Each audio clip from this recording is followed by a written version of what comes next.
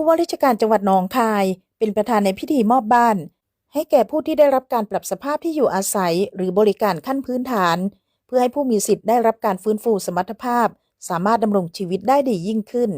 ในพื้นที่ตำบลหนองปลาปากอำเภอศรีเชียงใหม่จังหวัดหนองคาย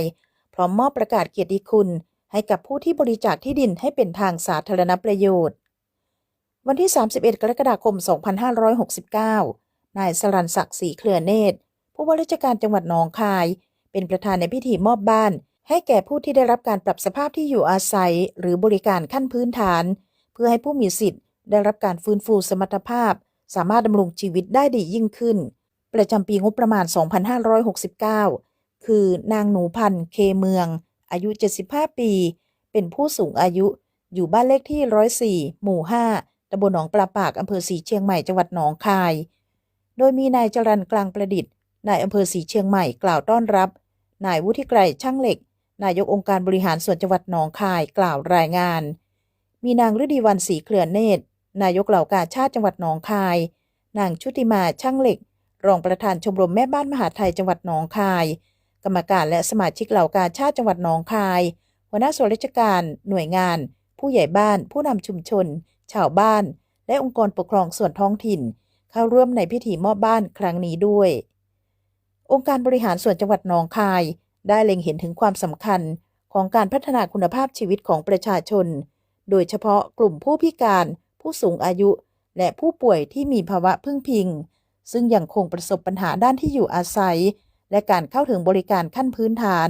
อันเป็นปัจจัยสำคัญต่อการดำรงชีวิตและการฟื้นฟูสมรรถภาพดังนั้นจึงได้ดำเนินโครงการปรับสภาพแวดล้อมที่อยู่อาศัยหรือบริการขั้นพื้นฐานเพื่อให้ผู้มีสิทธิ์ได้รับการฟื้นฟูสมรรถภาพสามารถดำรงชีวิตได้ดียิ่งขึ้นโดยมีวัตถุประสงค์สำคัญเพื่อปรับปรุงสภาพที่อยู่อาศัยให้เหมาะสมปลอดภัยและเอื้อต่อการดำรงชีวิตเพื่อส่งเสริมให้เข้าถึงบริการขั้นพื้นฐานอย่างเท่าเทียมเพื่อเป็นการสนับสนุนให้ผู้รับบริการ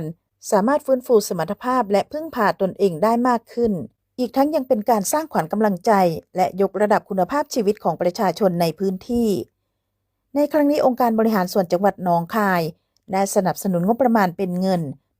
125,000 บาทโดยบูรณาการความร่วมมือจากสำนักงานสาธารณสุขอำเภอโพธิ์ตากองค์กรปกครองส่วนท้องถิ่นเครือข่ายสุขภาพผู้ใหญ่บ้านผู้ช่วยผู้ใหญ่บ้านและอาสาสมัครสาธารณสุขประจำหมู่บ้านพร้อมกันนี้ภายหลังพิธีมอบบ้านนายสรัญศักดิ์ศรีเครือเนตรผู้ว่าราชการจังหวัดหนองคายยังได้มอบใบประกาศเกียรติคุณให้กับนายทองเรียนดีปักศรี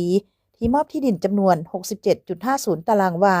ในเขตตำบลผ่านพร้าวเพื่อเป็นทางสาธารณประโยชน์อีกด้วย